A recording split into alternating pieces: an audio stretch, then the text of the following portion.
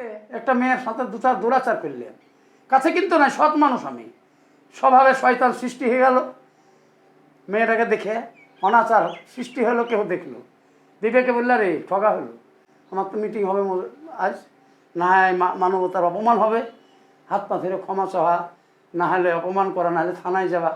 তুমি যা স্বভাব সৃষ্টি করলে নিজে, শয়তানের স্বভাব, তার সঙ্গে তোমার সচ্চরিত্রের সাজা তোমাকে গ্রহণ করতে হবে, এ ছেড়ে দিবে না। তুমি যতটুকুন করবে, এরা ভগবানের বা আল্লাহর নিজস্ব হাতের তৈরি, যে ধর্ম আর অধর্ম আর নিজস্ব তৈরি আছে। তুমি যেমনভাবে চলবে তেমনভাবে চালবে, তুমি তার সাজা দুটোই আমার, দুটি আমার। আমি যে সাজা দিব সেটাও আমার, তোমাকে পুণ্য দেবো সেটাও আমার। কিন্তু তুমি চলে যেতে, তোমার তো এই কথা নাই বলা। তুমি যেটা স্বভাবে করছো, শয়তানটাও তোমার পেছে আছে, এটাকে বিতাড়িত করো, সুন্দর হয়ে যাবা। আমার পথ অবলম্বন করলে তুমি শান্তি পাবা। আরবি ভাষায় বলা হয় লতিফা।